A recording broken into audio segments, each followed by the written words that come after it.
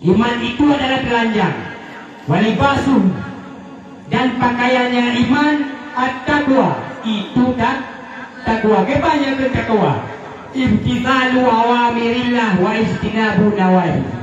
Pupuk suruh pujud berkaya dalam Allah. Baik negeri jam. Mudah-mudahan beliau sampai dalam lindungan Allah. Kau berbohong. Iman itu telanjang. Ngurung macam ni. Tilun ni gujak dari no kedis mesti ni belum mana. Ngerantung urungnya. Ngerantung baik ini atau agak nyatari ikut.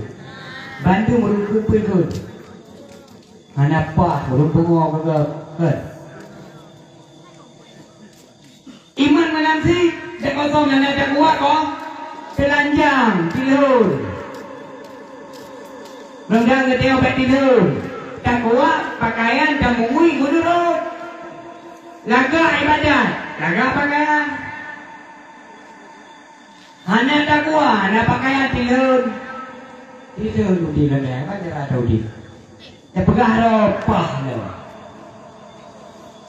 Wazinatu hayau, dan perhiasannya iman itu adalah malai. Benar malai babu salah. Yahudi, yang perhiasan iman. Laga rumah karena perhiasan. Jaga hasilani, watamaratuhul ilmi, dan bermula kehasilannya iman itu ilmu. Ya, hoi. Ilmu. Kata orang takwa karena ilmu. Sah ibadat karena ilmu. Ilmu berdengar-dengar. Dipancarlah berdengar ilmu. Hana buat dalam 3 minggu 3 lampu. Mika tunggu benar dalam 3 minggu 2 go. Pada ubu. Saya merumpah dengan budaya. Pegah tadi. Har kebaikan di pegah balu. Mana?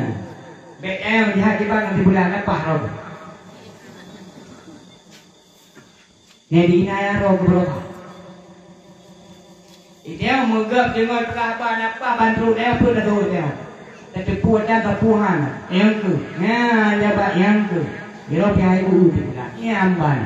Ini di pasar tu untuk membakar amalan bedah.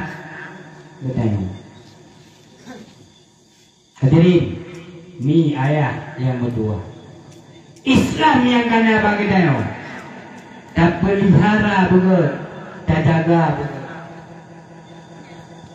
Masa Rasulullah pakan le kape-kape yang di dalam Islam. Padahal di salat Fatah tawanan di gutun ke penjara. Tapi ada aturan Islam. Wadai kalam perangi Islam masayan. Taiwo gudi bakape dah mai tini. Gegetakai. Berbagi satu sama lain, saling menjaga abadi. Ayu tak tahu. Idamang geroi.